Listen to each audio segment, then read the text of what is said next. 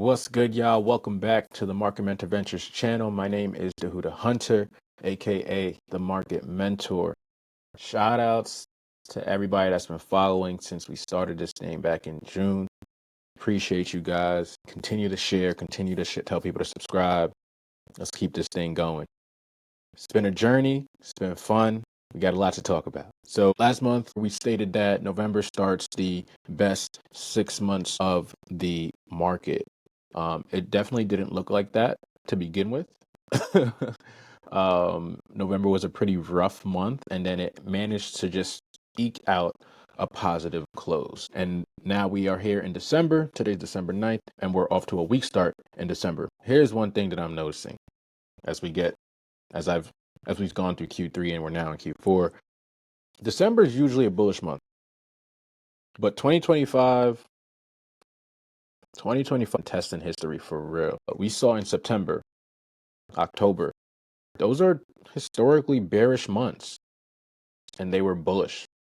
So it goes to show that, again, yes, we do cover historical context here a lot, but that's just context. You still have to see what is actually currently going on in the markets, both the macro environment, both the micro environment. And that's why I like to combine the two so we can take a look and dissect what is really going on. So there's 4 things that I did want to touch on for this month that the Stock Trader Almanac talks about.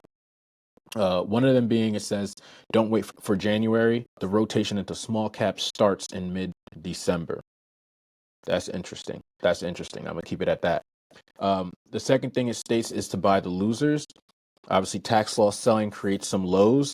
So you may find some quality companies at a bargain. So that'll be a good opportunity to get in on those. They also talk about the Santa Claus rally, which by definition incorporates the last 5 days of the year following the first 2 of the following year. And then it states to expect volatility.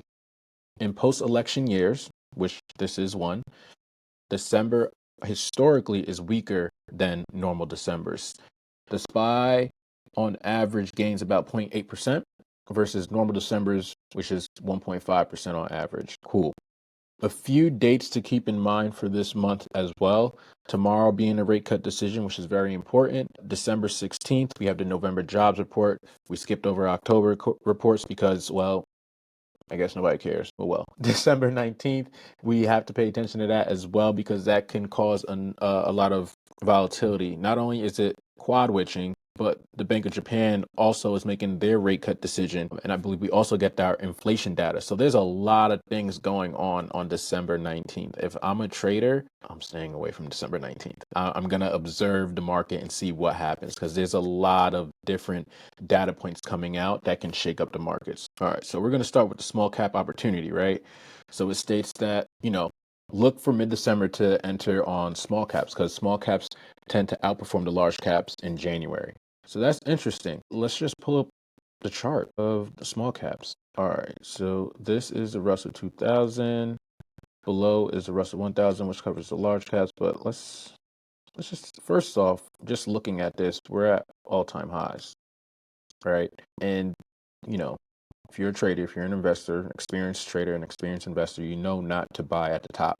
Your risk to reward ratio is not in your favor. But what I'm looking at is, well, what happened in the previous Decembers with small caps, since this historically does happen, right? Well, I'm looking here in December. There's mid-December, December 16th. That was a bearish week. And we continued to go down. We never engulfed this candle. We just continued to trend down into the new year. Okay, cool. Let's look at the previous year as well. Okay, we're at the mid and we did go up, but then we came right back down a month later. And then in January, we did take off. But do you have the discipline, though, to sit through all that? And also, one thing that's pretty cool, or interesting, I should say, again, you're at highs here, but it had been coming down since 2021.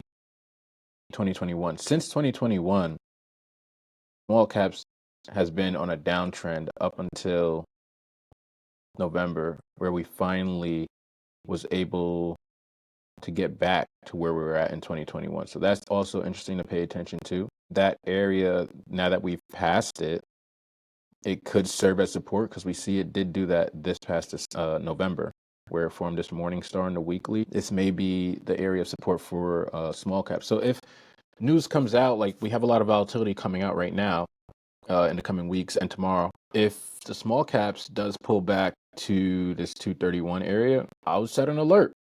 We were here in November and we bounced right off of it. So I would set an alert. And we see that this has been a tough area for it to get through. And so far, it has managed to stay above it.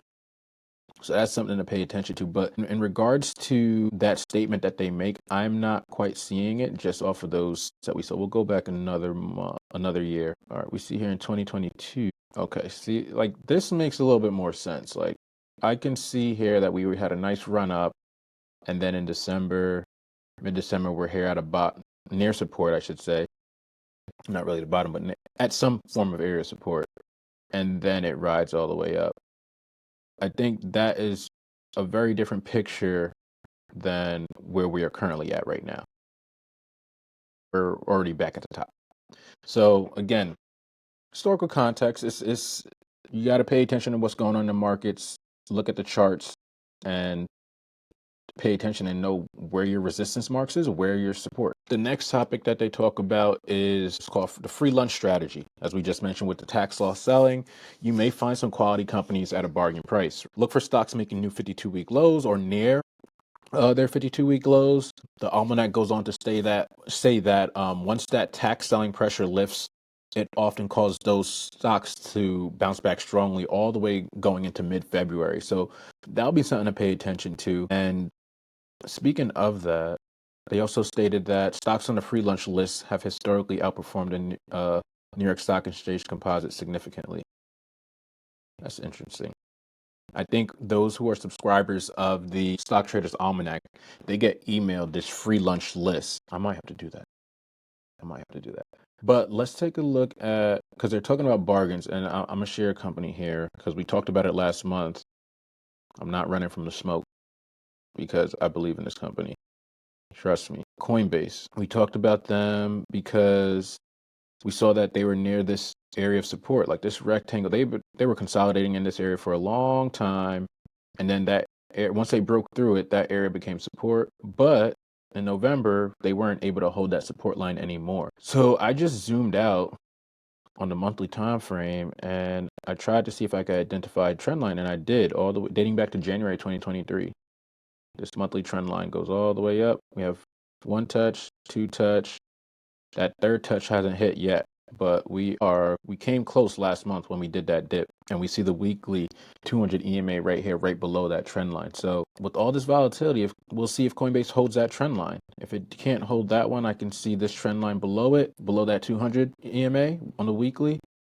But we do see here in the MACD, sellers are getting weaker.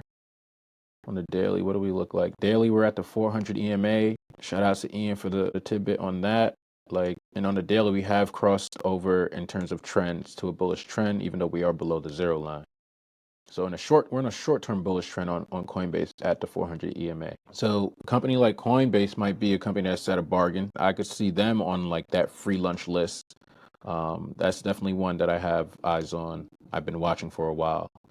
And one thing that might make sense to do is on December 19th, because we know we have quad witching, we have Japan's rate cut decision, the inflation gauge reports. That would be an interesting time to look and see what companies create new lows. And also, again, it's not just any company that's creating these new lows. It should be a quality company.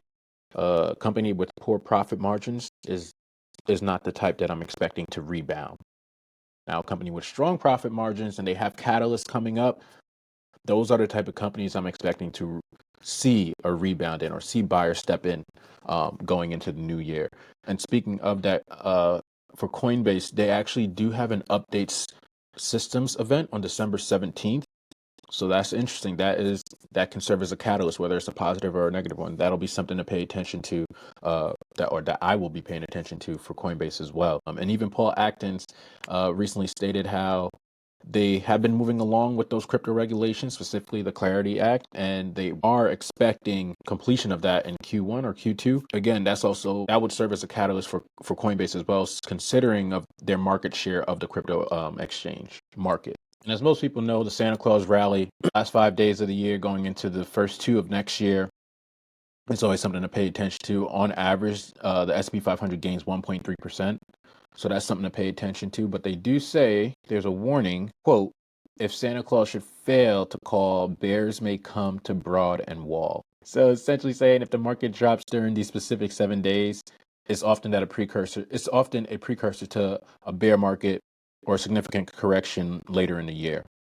And that's what happened in 2000 and 2008 that it referenced. Now, in regards to that, we have some very powerful institutions who move markets. Based off of my research that I've seen, and Confluence reports showed that they're actually expecting a reacceleration in the markets going into Q2 of 2026. And they specifically highlighted a few sectors. One being the tech, of course, because tech is moving everything.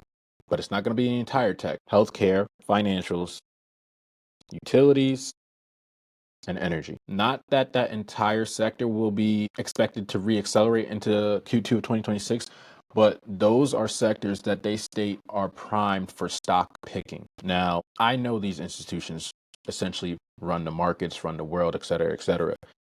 They definitely know a lot more than me. So I'm going to pay attention to those sectors. I know for those of you who are in the Patreon, we already tapped in with the healthcare sector, and we were able to pick out one possible quality company. And we had our live meeting last week. For those of you who aren't familiar with the Patreon, make sure you guys tap in. I'll leave the link in the description to join, but we definitely go over in finer detail fundamentals, technicals, how we're using AI to aid our research and speed up our research on these companies when we do find them. So that's just something to think about. I mean, it states that it's a precursor to a bear market. I don't see a bear market right now, and the institutions don't see one. So we're going to see what happens.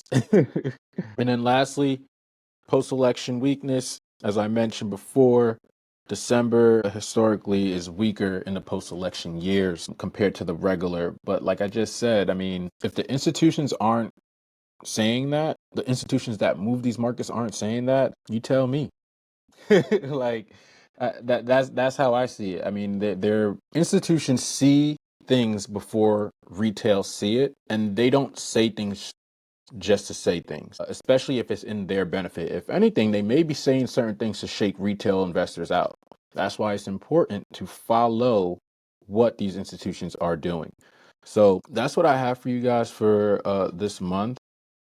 Like I said, we're going to be tapping into those sectors that BlackRock and UBS Wealth Management have been talking about that are prime for stock picking within the Patreon for sure. So make sure you guys tap in with that so you guys can see what we're looking at, how we're identifying if these are actually quality companies to pick out, and if it is the right time to even be looking at these companies.